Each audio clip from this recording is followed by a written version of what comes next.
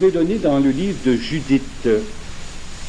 Je ne sais pas si vous vous souvenez qu'au début du livre de Judith, les notables de la ville qui étaient assiégés par Holoferne étaient tous pris de panique, d'angoisse et de peur devant la puissance de l'ennemi Holoferne. Et à un moment donné, ils ont pris en conseil la décision de remettre la ville à l'ennemi. C'est à ce moment-là qu'intervient Judith, qui précisément donne une bonne rince au conseil de ville, en leur disant précisément que cette peur, cette crainte, cette angoisse ne pouvait pas venir de Dieu. Et alors elle dit, puisque vous êtes tous des hommes faibles et pusillanimes, eh bien moi, j'irai traiter avec Holoferne. Plaise à Dieu que le Seigneur suscite de nombreuses Judith en notre temps.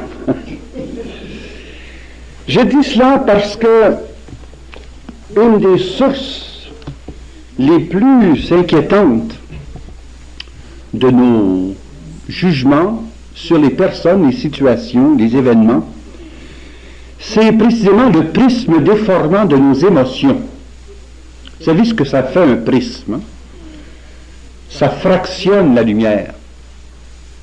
Je comprends que ça donne un bel arc-en-ciel, et ça produit une déformation du regard. Et alors, lorsque le jugement est coloré par les émotions, il risque de ne pas correspondre à la réalité. L'angoisse, eh bien, c'est l'ensemble de ces tensions intérieures qui viennent soit des expériences passées, donc, je dirais le traumatisme du passé, et l'anticipation exagérée de l'avenir. L'angoisse peut venir de l'une ou l'autre des sources. Et alors, on sait très bien par la foi que le passé appartient à la miséricorde de Dieu. Et on ne peut pas défaire le passé.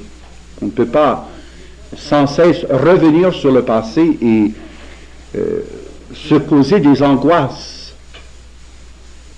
Que ce soit des angoisses de culpabilité ou que ce soit des angoisses de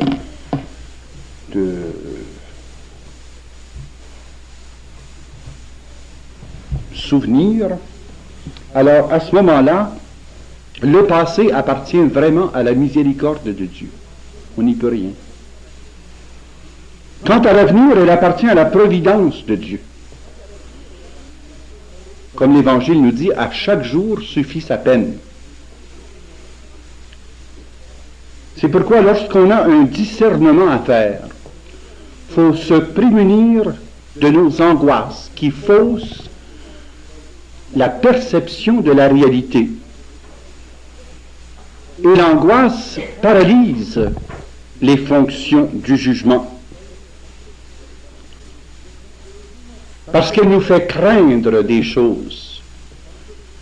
Et assez souvent, ce sont des craintes hypothétique. On anticipe l'insuccès, l'échec, on anticipe des obstacles qui peut-être n'arriveront jamais. Et alors on se fait bien de la bile pour rien. Et ça colore forcément notre jugement. C'est pourquoi les personnes qui sont très très angoissées ont tellement de difficultés à prendre des décisions.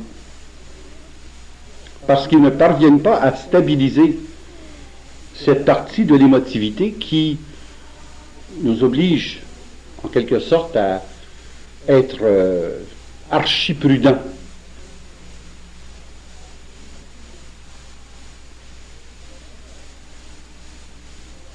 La peur, évidemment, peut être un sentiment justifié lorsqu'il y a un sujet adéquat a provoqué cette émotion-là. Si je prends par exemple que vous êtes attaqué par un chien mauvais, que vous êtes attaqué par un loup, la peur est un sentiment normal et justifié. C'est d'ailleurs la meilleure source de votre salut. L'avantage de la peur, c'est que ça nous pousse de l'adrénaline dans les veines, dans les artères, et puis ça nous permet de fuir en toute vitesse.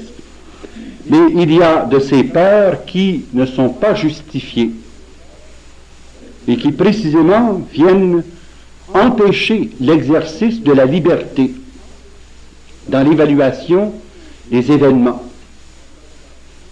des personnes, des situations.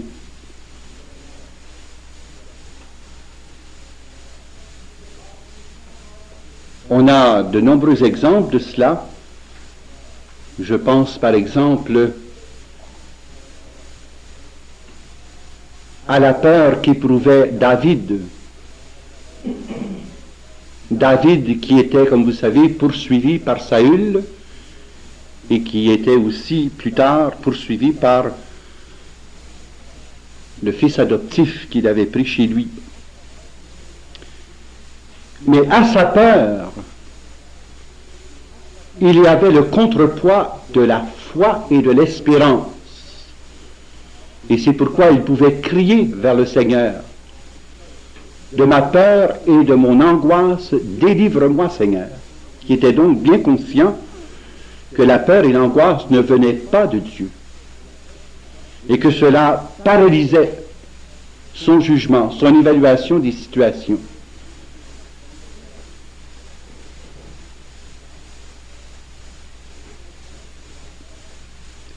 Un autre exemple de la peur qui paralyse le jugement, c'est dans le cas de la chaste Suzanne.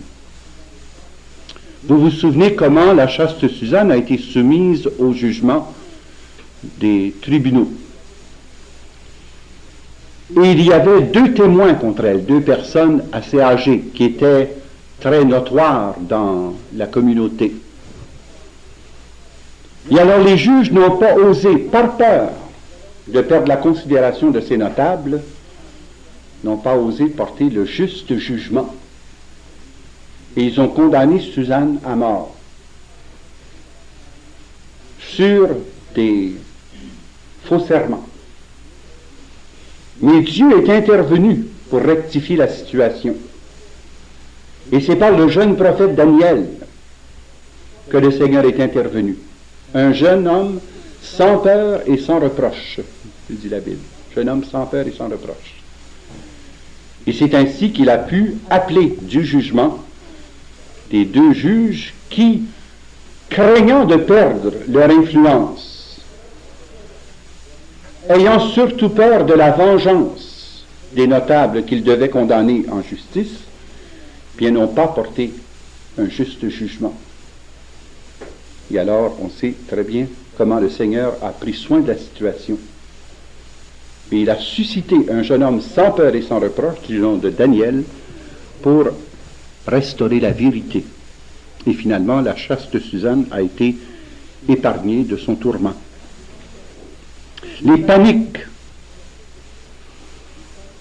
S'il y a quelque chose d'irrationnel, c'est la panique. Et il ne faut jamais, jamais prendre de décision sous le coup de la panique. Parce que la panique ne vient jamais de Dieu. La panique est un des instruments favoris du malin pour semer la confusion et empêcher de prendre les décisions justes et équitables. Et la panique, c'est la désorganisation de la vie émotive. C'est que vous vivez peut-être 5, 6, 7 émotions très fortes en même temps. Et ces émotions envahissent tellement toutes les dimensions des facultés rationnelles qu'on devient irrationnel. Il suffit d'avoir vécu certains incidents comme le feu, par exemple, ou un naufrage, ou avoir peut-être été dans une émeute. Moi, j'ai été personnellement dans 9 émeutes à la prison de Bordeaux. Il y avait de quoi paniquer. surtout quand c'est l'aile des aliénés qui est en émeute et que tout le monde est armé jusqu'aux dents et qu'il faut entrer dans le grabuge avec une assurance comme si rien allait nous arriver.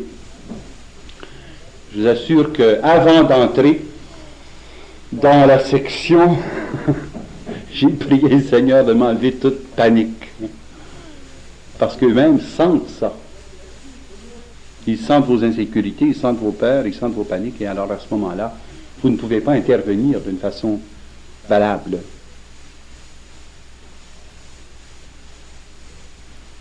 Et je pense qu'on a de bons exemples de la panique lorsque les apôtres étaient dans la barque durant la tempête et ils trouvaient inconcevable que Jésus dorme aussi profondément au cœur de la tourmente. Seigneur, éveille-toi, nous périssons. Il y avait une foi extraordinaire.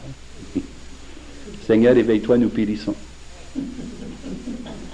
Seigneur dormait sur les deux traits. Ça aurait dû les rassurer normalement. Mais il se lève et commande au vent. Et la paix se restaure. Bien, c'est une image, si vous voulez, peut-être qui nous fait saisir ce qui se passe dans la panique. C'est que le vent de l'inquiétude, le vent des peurs, des soucis, soulève la vague et on a vraiment l'impression qu'on va périr. On a l'impression que le sol se dérobe sous nos pieds, que le ciel va nous tomber sur la tête. Il n'y a pas de fondement à cette panique. C'est pourquoi ça fausse le jugement. Neutraliser aussi les pressions indues. Ce point est tellement important que dans le cas des mariages, dans le cas des professions religieuses, dans le cas des serments solennels, on déclare nul et non avenu tout engagement qui serait pris sous la pression indue. Dans toutes les formules, on déclare cela. Pression indue de la part des parents, par exemple, pression indue des menaces, pression indue des groupes de personnes qui veulent absolument forcer des décisions d'un côté ou de l'autre. Tout cela gauchit le jugement. Tout cela risque de faire chavirer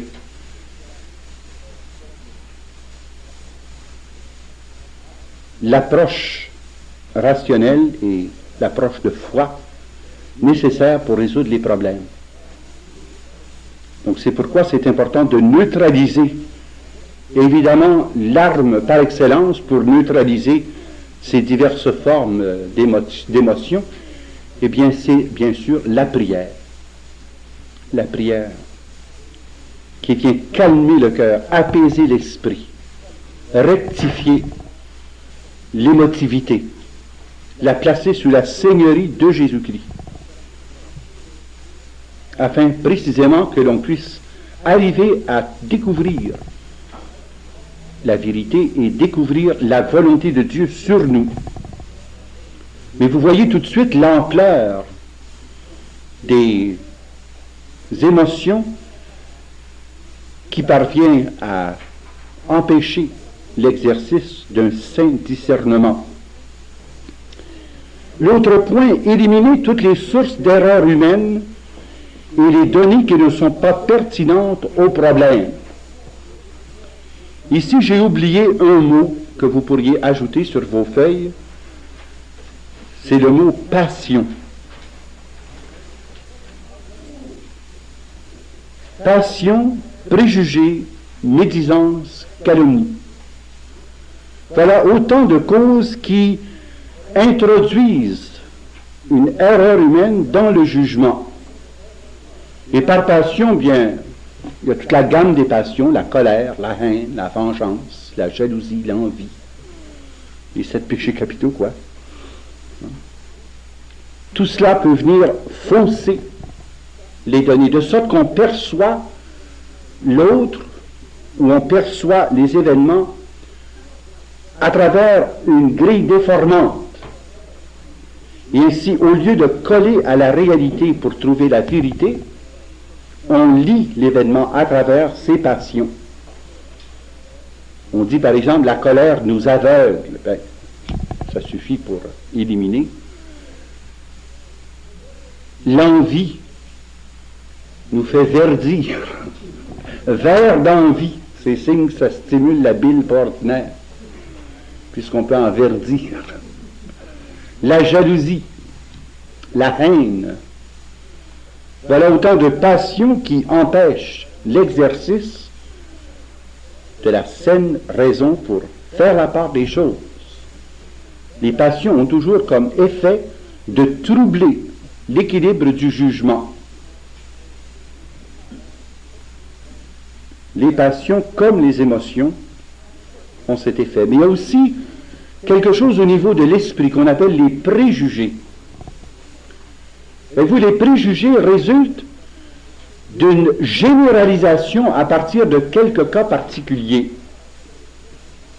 Et sans s'en apercevoir, on véhicule des préjugés. On va simplement dire de quelqu'un, par exemple, qui est un peu retard sur les bords, toi, mon petit juif, hein, voyez-vous?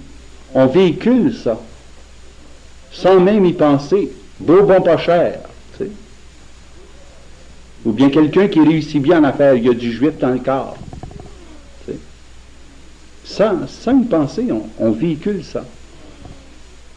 Ou dès lors qu'on rencontre des étrangers qui ne sont pas de notre culture, ils sont-tu bizarres? Hein? Sont-ils bizarres? C'est eux qui sont bizarres, peut-être nous qui sommes bizarres. Je vais vous donner un exemple. Quand nous allons, par exemple, au Japon, ils commencent toujours le repas par quelque chose de assez salé. Et ils finissent par la soupe à la fin de tout. On trouve ça bizarre. En fait, ça a bien du bon sens parce que ils estiment qu'à la fin du repas, on doit prendre quelque chose de chaud pour permettre la digestion plus facilement. Ils prennent une soupe véritablement très très chaude et un saké habituellement aussi. Mais on est porté à dire c'est bizarre parce que c'est pas comme nous faisons chez nous dans le cours. Ça, c'est des préjugés, disons, culturels. Et nous avons toutes sortes de préjugés raciaux. Les Anglais sont comme ci, les Français sont comme ça, les Belges sont comme ci, les Italiens sont comme ça.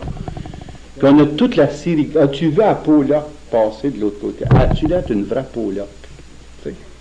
Ben, Pollock, tant que tu voudras.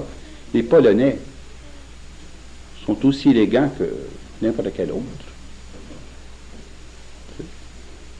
Mais l'as-tu vu appliquer en Pollock? Ou bien l'autre, c'est une vraie gypsy. Une vraie gypsy. On a quantité de préjugés comme ça. Et ça n'y paraît pas, hein? Mais bien souvent, ça fonde la décision qu'on prend et ça fausse donc le discernement. Ça nous empêche de voir clair.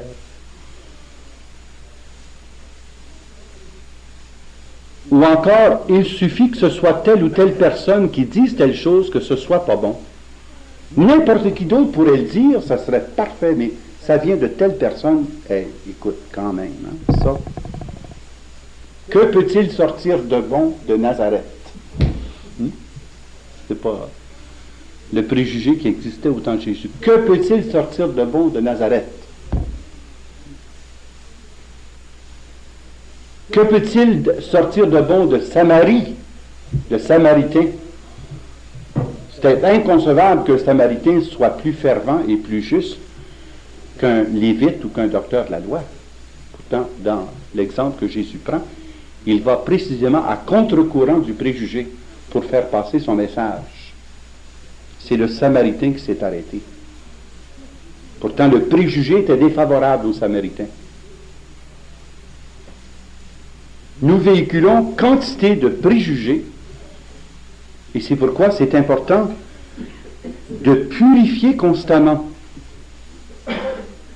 ce qui peut gauchir notre discernement, en tout cas être alerté que ça peut être un préjugé. Préjugés raciaux, préjugés religieux, préjugés sexistes, préjugés de classe, foule de préjugés, des préconceptions.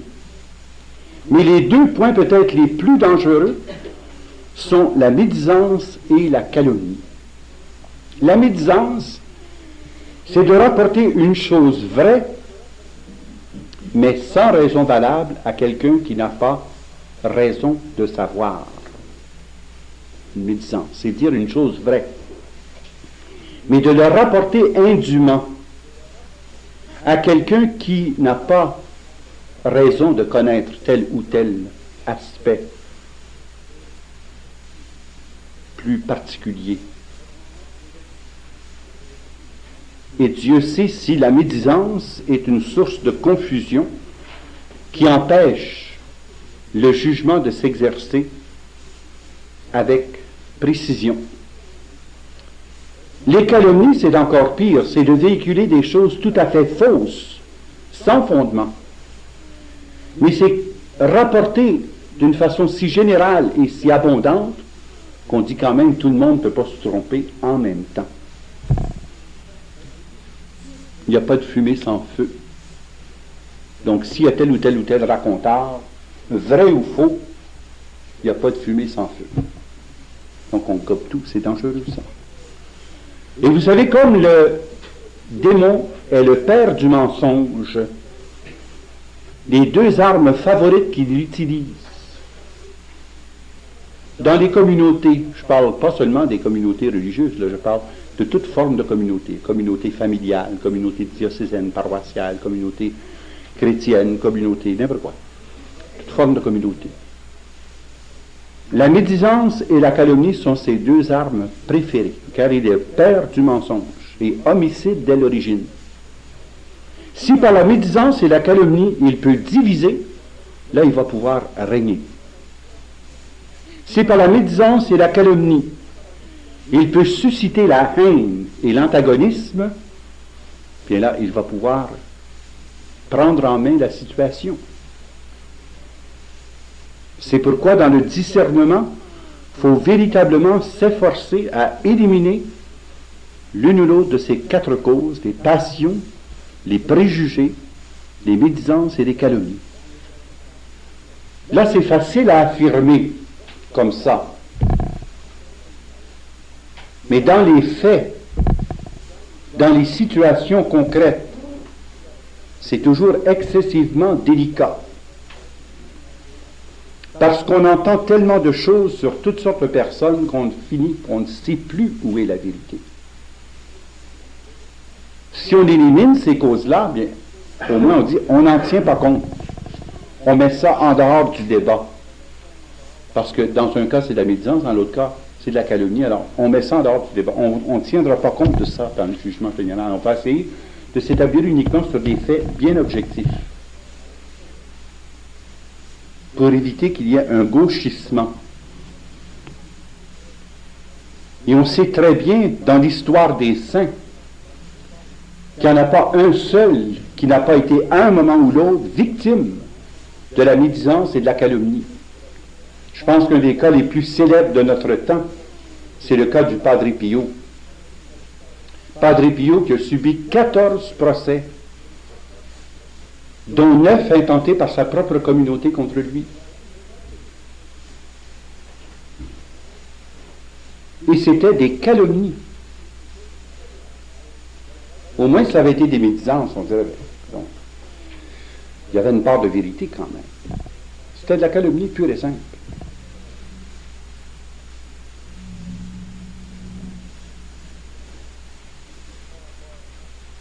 Par rapport à ces stigmates, alors qu'il a été bel et bien examiné par plusieurs spécialistes, mais ses propres frères disaient qu'il se teintait avec la teinture d'iode, et puis il se mettait des sacs de substances rouges qu'il pressait pour faire semblant que c'était du sang. Alors qu'en réalité, on sait très bien, et ça a été vérifié plusieurs fois, qu'on pouvait même lire un livre à travers le trou de sa main. Donc, il était vraiment stigmatisé. Et ça, ce sont des procès qu'il a subis, dont un certain nombre par ses propres frères en communauté, et des autres qui étaient intentés par des forces liguées pour étouffer le bien énorme que faisait le père Pio. Je pense que c'est un exemple qui est très, très fort. Mais si on prend une personne comme Paul VI, Paul VI a été la victime des calomnies les plus odieuses. Et vous vous souvenez très bien comment, même quelques mois avant sa mort, on l'avait accusé d'homosexualité. C'est incroyable, vous savez. Il n'y a pas de chose à laquelle on ne peut pas... Il n'y a pas de limite à laquelle on ne peut pas aller quand on se livre à la calomnie. Je ne sais pas si vous connaissez tous l'ère célèbre de l'opéra, l'ère de la calomnie. La calomnie qui commence comme une petite rumeur, puis finalement s'enfle et devient un ouragan. Et l'ouragan emporte la calomnie comme les plumes d'un oreiller. Essayez donc d'aller ramasser les plumes après que le vent a pris dedans. C'est le célèbre air de la calomnie. Mais c'est vraiment ça. Et c'est pourquoi il faut se méfier. Jamais prêter l'oreille à ça, parce que à un moment ou l'autre, ça peut véritablement nous fausser complètement sur le plan de l'évaluation des autres. Et si jamais vous avez été vous-même victime, soit de médisance, soit de calomnie, vous savez comme ça peut faire mal et ça peut détruire une vie, ça peut détruire une carrière, ça peut détruire un ministère, ça peut détruire et démolir une personnalité,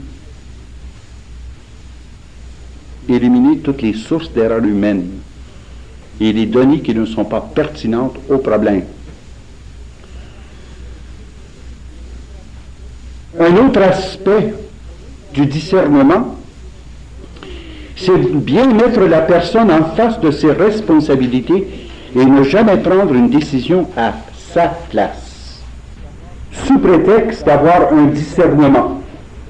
Mais ils vont rencontrer 36 personnes pour essayer, en quelque sorte, de trouver quelqu'un qui va dire « à ta place, je ferai ça ». Il n'y a pas de pire attitude à prendre que d'assumer la responsabilité des autres. D'abord, c'est méconnaître la dignité de leur personne puis leurs propres attitudes, mais c'est surtout oublier que la personne humaine est responsable de ses décisions et de ses options. Et si on se substitue à la personne, c'est nous qui portons la responsabilité à ce moment-là. Et c'est toujours une très grande tentation à un moment donné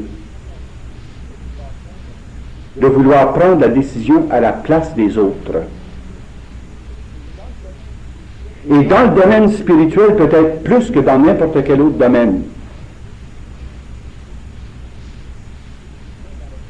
Ceux qui sont dans la direction spirituelle ou dans l'accompagnement spirituel, vous savez très bien comment les gens nous harcèlent pour qu'on décide à leur place si telle conduite est acceptable ou pas.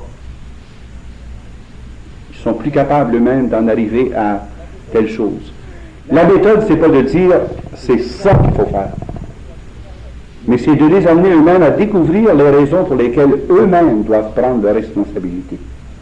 C'est de les amener à la maturité de la décision, parce que c'est eux qui seront responsables finalement du choix ultime. Mais il y a là une ruse du malin. Et parfois, plus on dit qu'on veut s'abandonner à la volonté de Dieu, qu'on veut s'abandonner, on veut fuir sa volonté propre, ça peut être très bien un masque qui cache autre chose, la peur d'assumer ses responsabilités. Donc, dans le discernement, il faut être toujours alerte à placer les personnes face à leurs responsabilités et ne jamais prendre une décision à leur place.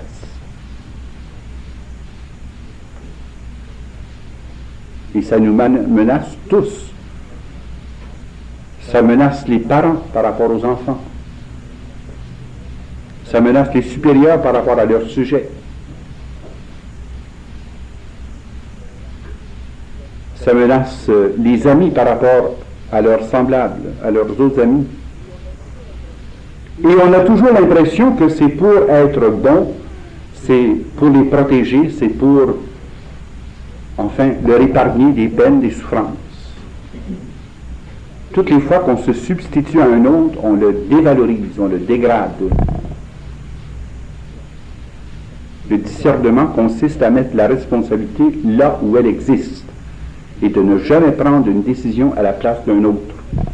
Il y a juste une réserve que je fais. Si vous avez affaire à quelqu'un qui souffre de scrupules, ça c'est la réserve que je fais. Étant donné que la personne est incapable d'en arriver à pouvoir se former un jugement juste tant et aussi longtemps qu'elle souffre du scrupule, là c'est un impératif de lui injecter des lignes de conduite fermes pour éviter la situation de flottement, parce que ces personnes qui souffrent de scrupules sont absolument incapables de décider par eux-mêmes. Mais c'est une mesure provisoire. Le reste de l'approche va consister éventuellement à leur enlever les fondements de ce scrupule. Et croyez-moi, c'est pas facile parce que c'est une névrose obsessionnelle. Alors, c'est pas un cadeau. Ça, c'est la seule réserve que je mettrais là. Il faut absolument que quelqu'un prenne une décision à leur place, mais juste le temps pendant lequel cette personne-là souffre de scrupules. Et jusqu'à temps qu'on parvienne à la libérer de cette contrainte névrotique. Vous voyez que ce n'est pas des cas très très fréquents. Il existe de moins en moins de gens qui souffrent de scrupules. Il y a beaucoup plus de gens qui souffrent de laxisme. On a des consciences élastiques, des consciences accordéons. On s'acclimate aux circonstances, on fait de la casuistique. Mais il y a des gens qui véritablement souffrent de scrupules et je le reconnais. Et ces gens-là, la seule façon de les aider, c'est de s'interposer pour mettre un terme à leur angoisse scrupuleuse. Mais le but, c'est de pouvoir les amener à pouvoir eux-mêmes assumer leurs responsabilités éventuellement. Mais vous voyez qu'il n'y a pas beaucoup d'occasions où ça s'applique. Maintenant, il y a l'autre phrase qui est incomplète. Vous avez que le mot nécessité, je pense. Hein? Alors, c'est la nécessité de soumettre à d'autres personnes ou de consulter des personnes sages et prudentes pour objectiver nos propres idées, nos propres projets, nos propres conclusions. Je répète, la nécessité de soumettre au jugement d'autres personnes impartiales, de soumettre au jugement d'autres personnes impartiales, point virgule, de consulter des personnes sages et prudentes dans le but d'objectiver nos propres idées, savoir si nos idées correspondent à la réalité, objectiver nos projets, nos conclusions. Ça évite comme ça de tomber dans le subjectivisme, parce qu'il peut, à un moment donné, que se laissant emporter par une idée, par un projet, par une conclusion, que l'on bascule si on ne prend pas la précaution de confronter notre propre expérience ou nos propres conclusions au jugement d'autres personnes. Le simple fait d'en parler aide parfois même à objectiver. Ça a dû peut-être vous arriver vous-même à un moment donné. Vous êtes un peu confus et vous ne savez pas si vous avez raison, mais en l'expliquant à l'autre, juste le fait de le verbaliser, là, c'est bien clair, j'aurais bien dû y penser avant. Et le fait de l'expliquer à un autre nous aide à voir si ça a de l'allure ou pas d'allure. Puis l'autre, n'étant pas mêlé à la question d'aucune façon, a moins de chances de se laisser emporter par des préjugés, des passions, des influences indues. Alors, nécessité de soumettre à d'autres personnes impartiales, point virgule, de consulter des personnes sages et prudentes pour objectiver nos propres idées, nos propres projets, nos propres conclusions. Et ultimement, tirer les conclusions et mettre les personnes en face de leurs décisions. Décisions qui s'imposent. Il n'y a rien de pire que lorsqu'on fait tout ce travail de discernement, prise de conscience, prise de position, et finalement on ne passe pas à l'action. En fait, c'est bien du temps perdu pour rien. Et c'est un peu ce qui vient exaspérant dans certaines conditions de direction spirituelle. Il te faut passer des heures et des heures pour arriver à une conclusion.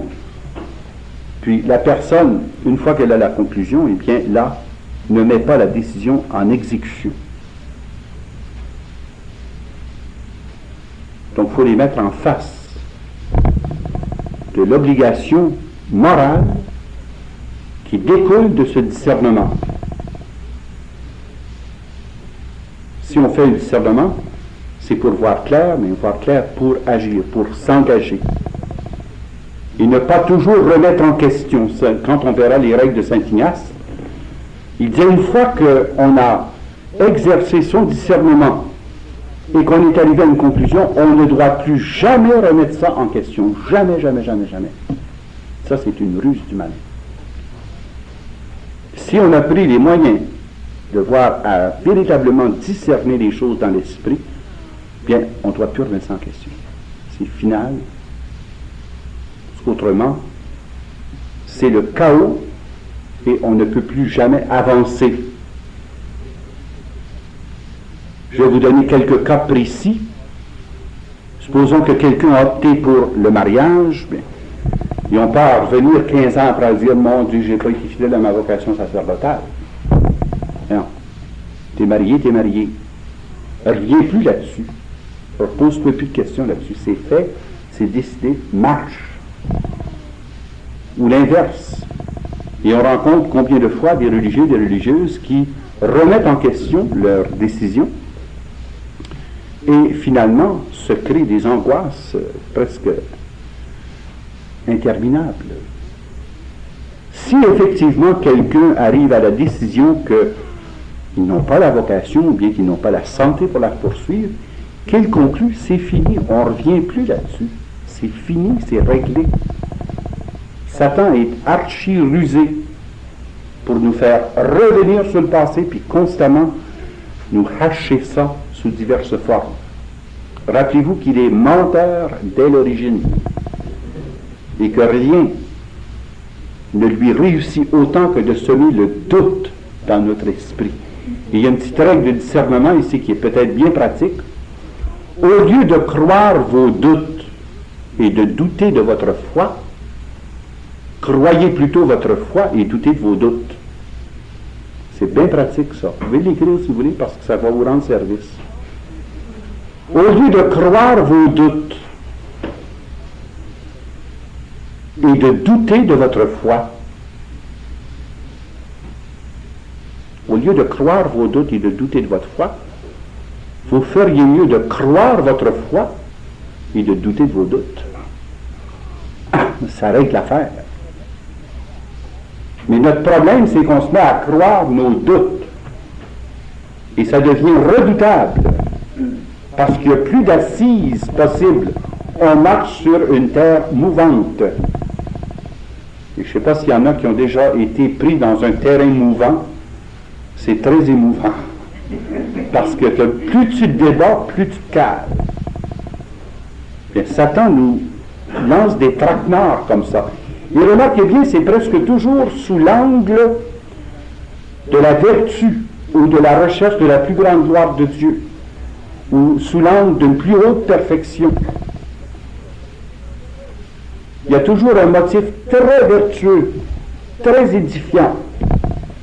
Mais quand tu observes la manœuvre, là, tu te rends compte que lui, il aime utiliser le doute pour empêcher la prise de position énergique, la mise en action.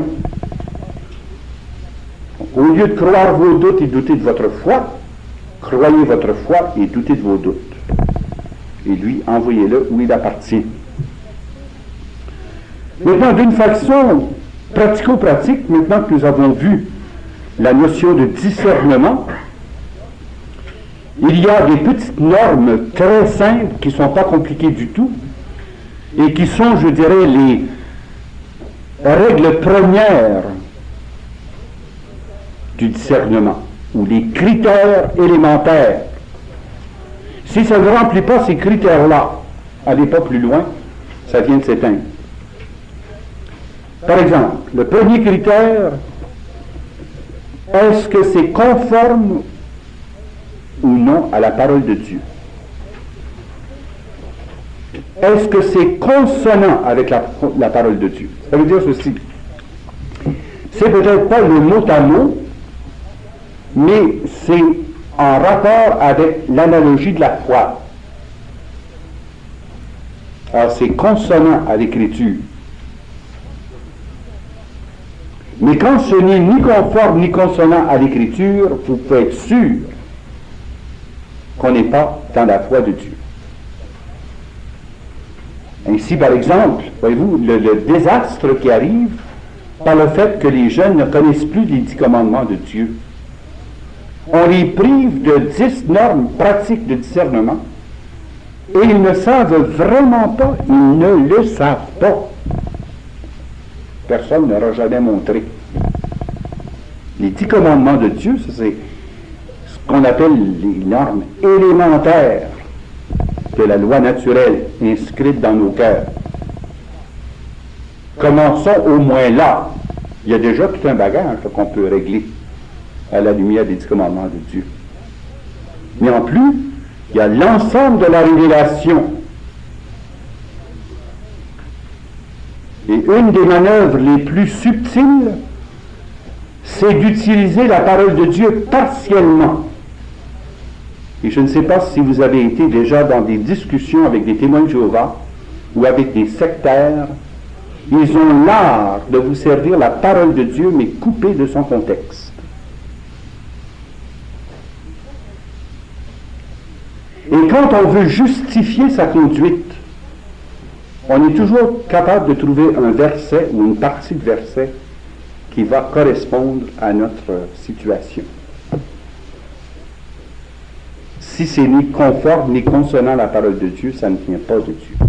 Dieu ne se contredit pas.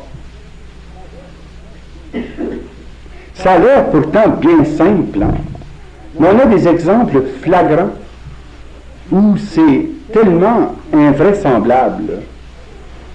Ainsi, par exemple, dans les cas de fausses prophéties, souvent on nous envoie des prophéties pour discerner. Comme on dit, rien qu'à voir, on voit bien. Ça ne vient pas de Dieu, pas de miette. C'est presque, non seulement presque, c'est absolument aux antipodes de la révélation. Alors, à ce moment-là, c'est pas acceptable. Dieu ne peut pas se contredire. Dieu n'a pas une nouvelle révélation pour le 21e siècle qui viendrait contredire ce qu'il nous a révélé depuis Abraham. Bon. Alors, le premier point de départ sûr, c'est la parole de Dieu. Si quelque chose n'est pas conforme à la parole de Dieu, ça élimine le problème au départ. Mais ça nous donne déjà quand même une bonne partance. Hein? Mais vous voyez tout de suite la nécessité qu'on a de connaître la parole. Si on ne connaît pas la parole, il nous manque un élément primaire du discernement. Deuxièmement, comme le Christ a établi l'Église et qu'il a promis à cette Église d'être maîtresse de vérité jusqu'à la consommation des siècles, il ne peut pas y avoir une révélation de Dieu ou un enseignement qui soit à la fois de Dieu et contraire au magistère de l'Église. C'est impossible. Dès lors qu'il y a conflit en telle ou telle affirmation et qu'on confronte avec l'enseignement de la parole de l'Église, le magistère de l'Église, pas n'importe quoi, là, le magistère de l'Église, à ce moment-là, ça ne peut pas venir de Dieu, parce que l'Esprit Saint est le même qui inspire la parole et qui dirige l'Église.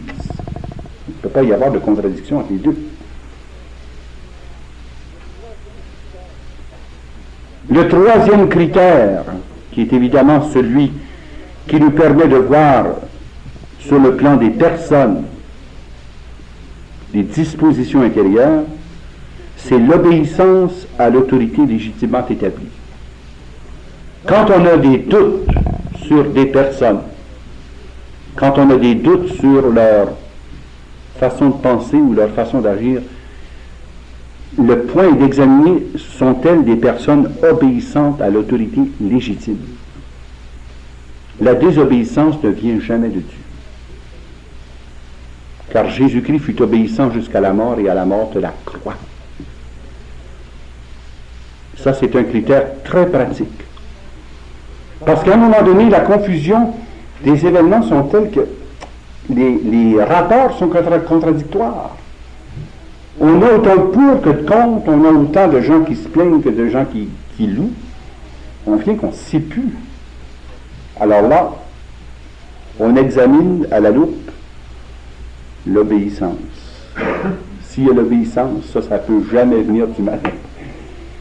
Il est incapable d'un acte d'obéissance. Radicalement incapable.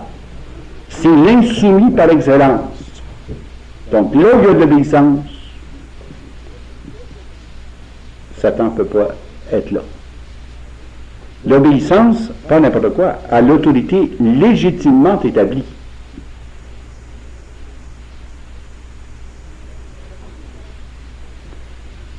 Quatrièmement, un critère qui nous permet aussi de discerner, c'est la sainteté de vie générale du sujet, à savoir, est-ce que nous pouvons discerner les fruits de l'Esprit Saint?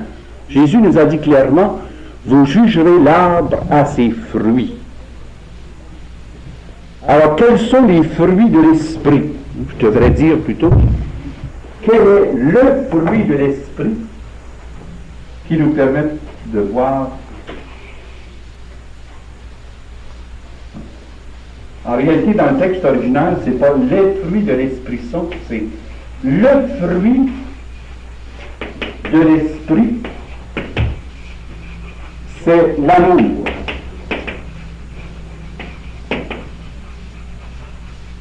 Et entendez par là le mot agapé. Et l'amour a comme conséquence la paix, la joie, la douceur, la patience, la serviabilité, la longanimité, la confiance dans les autres,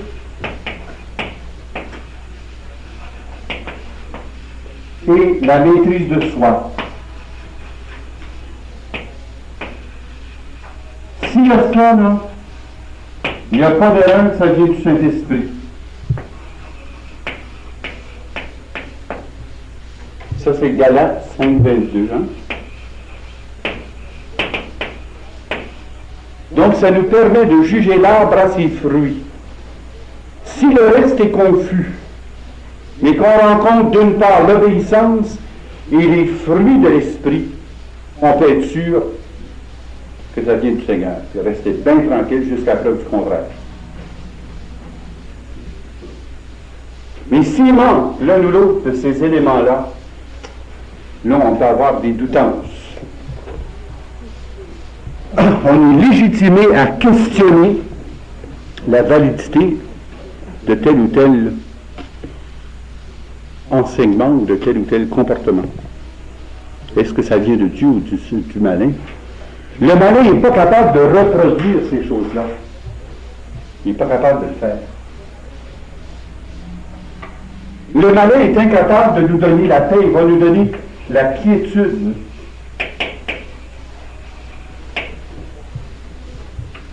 Cette espèce d'attitude sans dessein, là, tu sais. Pas fou, pas fin, juste bien, là. Comme juste, sans dessein. Au lieu de nous donner la paix, il donne la quiétude. Au lieu de nous donner la joie, il va nous donner la tristesse. Au lieu de nous donner la douceur, il va nous donner l'agressivité. Bon, ainsi de suite, je n'ai pas besoin de faire la liste.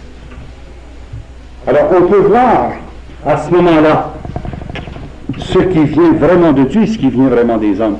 Faute de pouvoir pousser la question plus loin, quand on est obligé de prendre une décision rapide avec les données qu'on a, on a au moins la certitude que sur ces points-là, en tout cas, il n'y a pas d'hésitation possible. Et finalement, la fidélité au devoir d'État. Ça ne trompe pas. Le sens des responsabilités, le réalisme, l'objectivité, la lucidité face au devoir d'État. Encore une fois, le malin prend un plaisir à nous trouver 1000 excuses pour ne pas assumer la responsabilité de notre devoir d'État. On n'a toujours que jobbing à faire. Juste au moment où on a une responsabilité à assumer, on a toujours quelque chose qui nous fait dévier. Et c'est important, urgent, indispensable et immédiat. Quand il y a de la précipitation comme ça, dit « Oh, attention! » L'Esprit Saint ne souffle pas à 100 000 à l'heure. Attention. Le devoir d'État. Quelqu'un qui est vraiment à son devoir d'État, régulièrement, tous les jours, quoi qu'il en coûte, on sait que cette personne-là est dirigée par le Seigneur. Parce que, à la longue, le devoir d'État nous écœure, nous use les nerfs. Le devoir d'État a tendance à nous affadir. Et c'est pourquoi on se trouve toujours de bonnes excuses pour ne pas faire notre devoir d'État.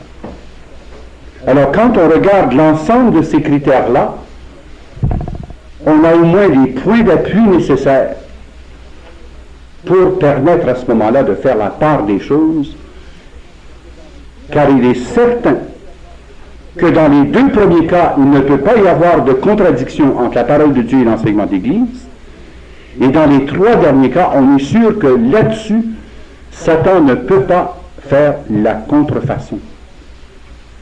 Les charismes, il peut faire la contrefaçon. Même la vertu, il peut faire la contrefaçon. Tu agis de la bonne manière, mais pour la mauvaise raison. Il peut imiter toutes les vertus. C'est facile pour lui. Mais sur des points aussi simples que les fruits de l'Esprit Saint, ça, il ne peut pas faire la contrefaçon. L'obéissance, il en est radicalement incapable.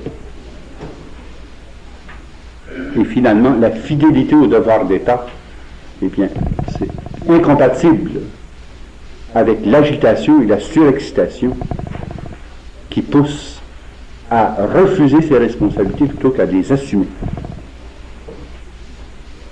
Alors, les personnes partent en ballon spirituel, ils partent en orbite, et c'est toujours tangentiel au lieu d'être asymptotique. C'est beau. Qu'est-ce que ça veut dire tangentiel? Ça veut dire qu'au lieu de prendre la ligne d'orientation ou suivre le cercle, eh bien ça part comme il faut, puis là ça prend une tangente, ça s'en va par là. Tandis que dans la ligne de sainteté, c'est asymptotique. Plus on avance, plus on s'approche du terme, mais sans jamais y approcher complètement. On s'approche toujours de plus en plus, en plus, en plus, en plus. On ne peut jamais atteindre la perfection. Ça, c'est la courbe de la sainteté, voyez-vous. C'est asymptotique. Tandis qu'ici, c'est tangentiel. Alors, on le voit à l'œuvre, le bonhomme. Il n'est pas capable de reproduire ça. Mais ça, il est spécialiste dans les feux d'artifice. Il peut même se changer en ange de lumière pour séduire les enfants de Dieu. Alors je pense que, avec ces quelques éléments, nous sommes en mesure d'aborder maintenant le second tableau que je vous ai passé, mais nous prendrons une petite...